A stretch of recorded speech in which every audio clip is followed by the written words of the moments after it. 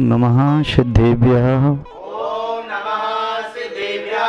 जय बोलिए त्रिकालवर्ती त्रैलोक पूज विश्वाराध्य पंच परमिष्टि भगवान की, अनंत सिद्ध परमिष्टि भगवान की, वर्तमान जन शासन श्री वर्धमान महावीर भगवान की, परम पूज्य आचार्य भगवान श्री समंत भद्र स्वामी मुनि महाराज की, परम पूज्य सिद्धांत चक्रवर्ती आचार्य गुरुदेव श्री विद्यानंद जी मुनि महाराज की, विश्व कल्याण कारक अहिंसा प्रदान श्रीमद विश्व धर्म की, जैनम जयतु शासनम विश्व कल्याण कारकम।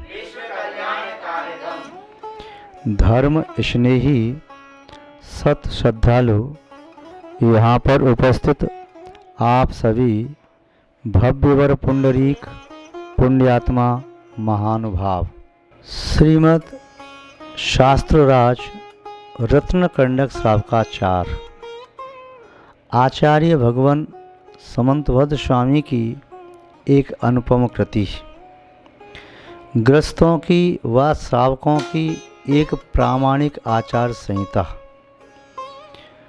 यूँ कहें आचार संहिता क्या, रत्नों का पिटारा।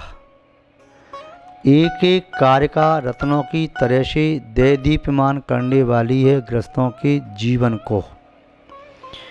वही रत्नकंडक श्रावकाचार वाचना के रूप में यहाँ पर हम और आप देख रहे हैं। रत्नकंडक श्रावकाचार के 5 काव्य देखे। प्रथम 5 काव्य में श्रावक की भूमिका का निर्देश दे रहे हैं कि श्रावक वह होता है जो सम्यक्त से युक्त हो। सम्यक्त परमार्थभूत आप्त आगम तपोव्रत के श्रद्धान का नाम है। यहाँ पर आप्त की परिभाषा बताते हुए पूर्व कार्यक्रम में बताया, आप्तपना उसको ही प्राप्त होना चाहिए जिसके पास वीतरागता सर्वज्ञता हितोपदेशता हो। यदि जिसके पास वीतरागता सर्वज्ञता हितोपदेशता नहीं है तो उसके आप्तपना सिद्ध नहीं हो सकता। अब यहाँ बता रहे हैं कि वीतरागता क्या है, वीतरागता के मायने क्या है। तो आचार्य महोदय स्वयं बता रहे हैं, जिस भव्य आत्मा ने साधना के बल से उन कर्मों को नष्ट कर दिया है जिन कर्मों के माध्यम से चेतना में 18 दोष प्रादुर्भूत होते हैं। वे 18 दोष नष्ट हो जाते हैं तब वीतरागता आती है। उन 18 दोषों के बारे में आचार्य महोदय बता रहे हैं कि 18 दोष कौन कौन से हैं। तो यहाँ पर उनके शब्दों में ही देखते हैं। क्षुत पिपासा जरातंक जन्मांतक भय स्मयः नरागत द्वेष मोहाश यस्याप्तः सब प्रकीर्त्यते। आचार्य महोदय ने यहाँ पर कुछ दोषों की चर्चा की है और चकार कहकर के कहा कि इसके अलावा और भी हैं। तो यहाँ कौन कौन से दोष कह रहे? वीतरागी में ये दोष नहीं पाए जाते। जो वीतरागी होता है तो इन दोषों से रहित हो जाता है। वीतरागी शब्द का अर्थ केवल राग का बीत जाना नहीं है, राग के पूर्व द्वेष का बीत जाना, द्वेष के पूर्व भय विस्मय निद्रा चिंता खेद स्वेद क्षुत पिपाशा आतंक बुढ़ापा जन्म इत्यादि सबका बीत जाना है। तो अंत में राग बीतता है, इसलिए वीतरागी शब्द कह दिया। जैसे कोई विद्यार्थी प्राइमरी पढ़ लिया, मिडिल को पढ़ा, फिर वह सेकेंडरी पढ़ता है, फिर वह बैचलर होता है, मास्टर होता है, फिर उसको अगली डिग्री मिली यानी उसने पीएचडी की तो उसको डॉक्टरेट की उपाधि मिली, तो उसको डॉक्टर कह दिया। अब ये नहीं कहा जाएगा कि इसने एमए भी किया है, इसने तो बीए भी किया था और इसने तो इंटर भी किया, हायर सेकेंडरी किया या प्राइमरी या मिडिल सब किया, ये कहना ज़रूरी नहीं है। एक शब्द में काम चल गया कि जिसने पीएचडी की है या डीलिट की है, जो उपाधि प्राप्त कर चुका विद्या वाचस्पति, तो इसका आशय है कि विद्या वारदी पहले से है। आज जो विद्या वारदी बन गया है तो आशय है स्नातकोत्तर वह है। यदि उसके पहले उसने व्याख्याता पदवी प्राप्त होगी तो उसे इसके पूर्व और विद्याएं प्राप्त की होंगी। तो ऐसे ही अंतिम शब्द को कहने से, अंतिम उपलब्धि को कहने से अन्य पूर्व की उपलब्धियां सब समाहित हो जाती हैं। जैसे चक्रवर्ती ने 31,999 राजा जीत लिए, तब तक उसकी चक्र विजय दिग्विजय पूरी नहीं हुई, किंतु जैसे उसने अंतिम शत्रु को जीत लिया तो कहने लगे कि यदि ये इसे जीत लेगा तो चक्रवर्ती बन जाएगा। तो उसको जीतने से चक्रवर्ती होता है क्या? उसको जीतने से नहीं, अंतिम राजा को जीतने से। तो उसको जीत लिया, विजयी हो गया तो चक्रवर्ती। ऐसे ही मुनि महाराज ने अपनी तपस्या साधना के बल से अन्य 17 दोषों को नष्ट किया, 18वां दोष राग को भी नष्ट कर दिया, तो वीतरागी शब्द उनके लिए प्रयुक्त हुआ। वे वीतरागी साधु मुनराज कैसे होते हैं? न पूज्यार्थस त्वयि वीतरागे, न निंदया नाथ विवांत वीरे, तथापि ते पुण्य गुण स्मृतन पुनः तो चित्तम दुर्तांजनेभ्य। हे भगवान बांसुरी स्वामी, आचार्य भगवान सुमंत स्वामी जी ने बृहस्पति स्तोत्र में भगवान बांसुरी स्वामी की स्तुति करते हुए कहा, हे भगवान बांसुरी स्वामी, न पूज्यार्थस त्वयि वीतरागे, हे वीतरागी भगवान, आप में पूजा से न अर्थ कोई प्रयोजन नहीं है। कोई भक्त आकर के आपकी पूजा करे तो उससे आपको कोई प्रयोजन नहीं। न निंदया नाथ विवांत वैरे, और कोई आपकी निंदा करे तो उससे भी आपको कोई सरोकार नहीं, कोई मतलब नहीं।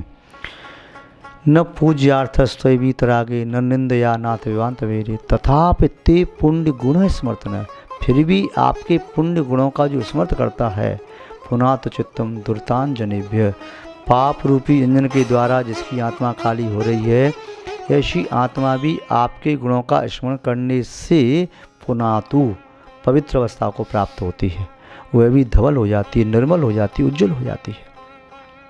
तो वे वीतरागी भगवान होते हैं।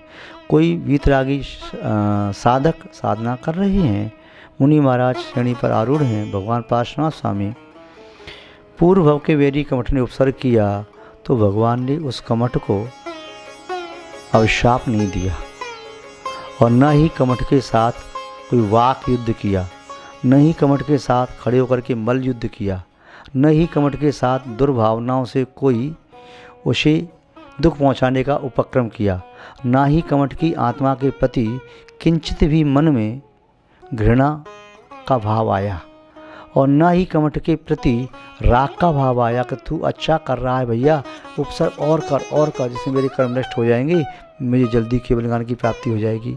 तो उपसर्ग करने वाले, चाहे कमठ का जीव था, चाहे पांडवों पर उपसर्ग करने वाला क्रूर कर्मा क्रूरधर था, चाहे महावीर स्वामी पर उपसर्ग करने वाला संगम देव था, चाहे सुपार्श्वनाथ पर उपसर्ग करने वाला एक देव था, चाहे वह किरण मंडला सकल भूषण केवली पर उपसर्ग करने वाली थी जिसमें वीतरागता में लीन थे, या वह संवर अग्नि देव देशभूषण कुलभूषण मुनिवार पर उपसर्ग कर रहा था, अग्नि आदि वर्षाएं, तब भी वे ध्यान में अचल रहे।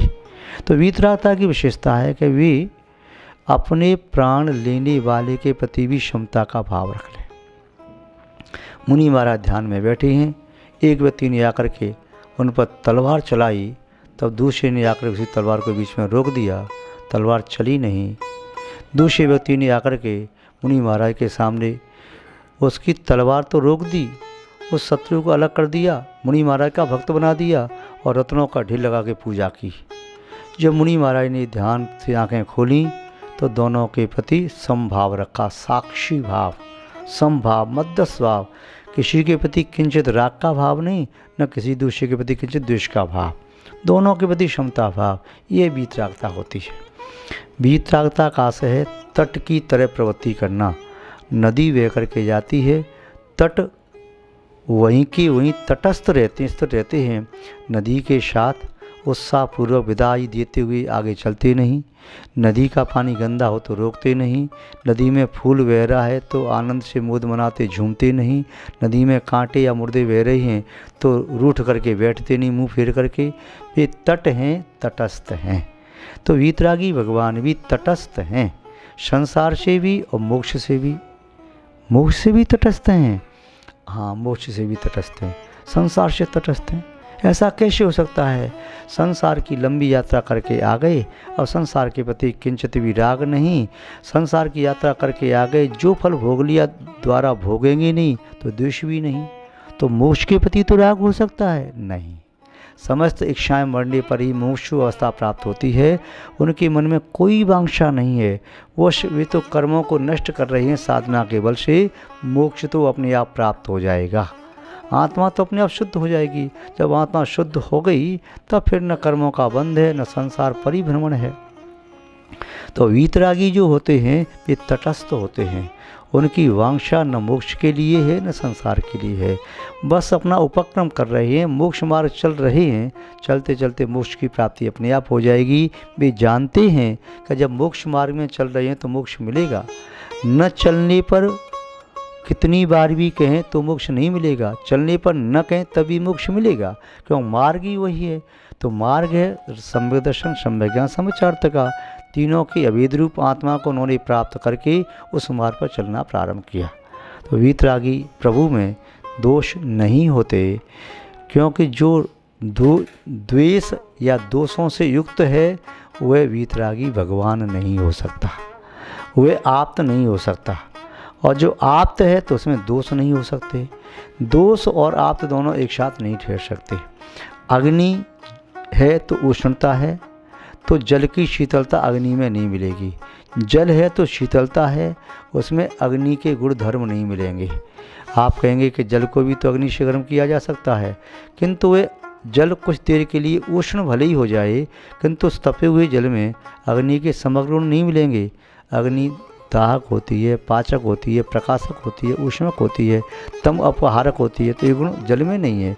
उस जल में अपना ही गुण है, उबलने पर भी शीतलता गुण उसका नष्ट नहीं हुआ। अग्नि की चिंगारी है तभी इसके गुण नष्ट नहीं हुए। तो ऐसे ही जो व्यक्ति मोक्ष मार्गी है वह मोक्ष के मार्ग में चल रहा है, संसार मार्गी है संसार के मार्ग में चल रहा है। रागी द्वेषी है तो उसमें आप्तपना नहीं, जिसमें आप्तपना है तो राग द्वेष नहीं। एक दूसरे के बिल्कुल विपरीत हैं संसार मार्ग और मोक्ष मार्ग। जब दृष्टि संसार मार्ग में तो मोक्ष मार्ग की ओर पीठ है, जब दृष्टि मोक्ष मार्ग की ओर है तो संसार के मार्ग की। मोक्ष मार्ग में दृष्टि तो संसार की ओर पीठ, संसार की दृष्टि तो मोक्ष मार्ग की ओर पीठ। दोनों एक साथ नहीं हो सकते। तो यहाँ पर वीतरागता की विशेषता बता रहे हैं कि जिनका राग बीत गया। राग ऐसे ही नहीं बीतता, पहले इन दोषों के प्रति विरक्ति का भाव होता है, अभी इन दोषों में आसक्ति है। संसारी प्राणियों की भोजन में आसक्ति है, भूख लगती है तो भोजन करते हैं। भावना भाव के भगवान हमें भूख ही न लगे। प्यास लगती है पानी पीते हैं, प्यास पानी से बुझ जाती है। ठंडा पानी हो, मीठा पानी हो, अच्छा पानी हो, सोने के बर्तन में हो, रत्नजड़ बर्तन में हो, भोजन इस प्रकार का हो, नाना प्रकार के व्यंजन हो, इनमें अभी आसक्ति है। तो इनमें आसक्ति है तो इसे तुम कैसे दूर करोगे? जिसमें तुम्हारी आसक्ति उसे तुम दूर नहीं कर सकते।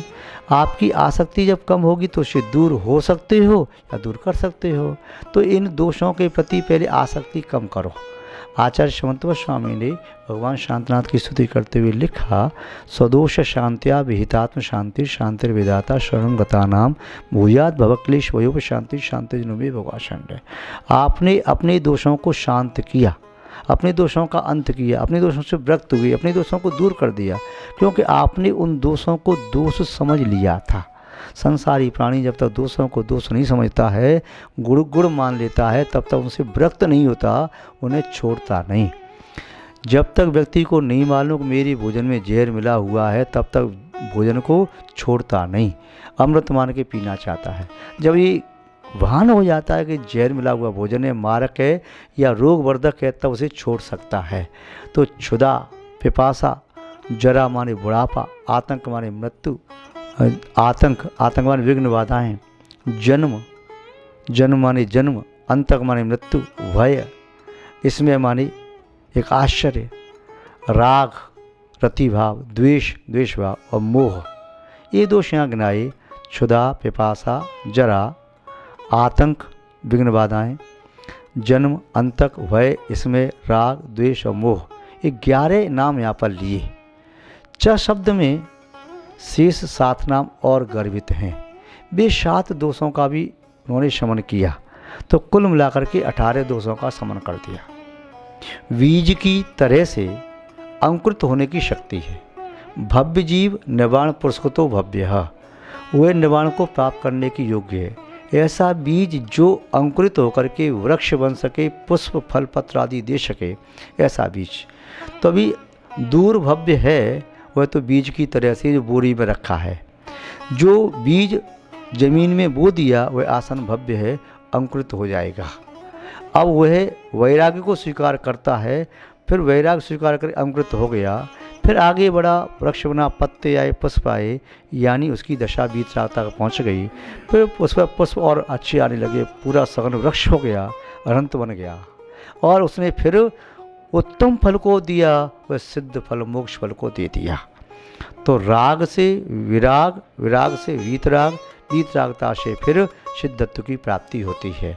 तो महानुभाव, इस 5वें काव्य में आचार्य मोदी ने बताया कि सच्चे देव वीतरागी सर्वज्ञ हितोपदेशी होते हैं। तो वीतरागता का लक्षण बताया। इस लक्षणों को जान करके ही वीतरागी को पहचान कर उन्हें प्रणाम करो, स्तुति करो, भक्ति करो, वंदना करो। उनकी स्तुति भक्ति वंदना भी कर्मों का क्षय करने वाली होती है, पाप पंक का प्रक्षालन करने वाली होती है, चित्त को निर्मल बनाने वाली होती है, और सम्यक्त की भूमिका तैयार करती है, और सम्यक्त को उत्पन्न करने में निमित्त बनती है, सम्यक्त को ठहराती है, और सम्यक्त को वृद्धिंगत करती है, और सम्यक्त को फलीभूत करती है। इसलिए इस वीतरागता को अपने चित्त में स्थापित करो, चित्त में धारण करो।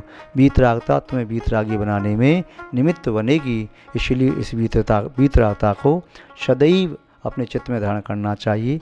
यह स्तुत्य है। हम उस वीतरागी जिंद भगवान के चरणों में कोट से अनंत से प्रणाम करते हुए शब्द श्रृंखला को विराम देते हैं। शेष आगे देखेंगे। आज बस इतना ही। जय बोलिए श्री शांतनाथ भगवान की। परम पूज्य आचार्य गुरुदेव श्री विद्यानंद जी महाराज की।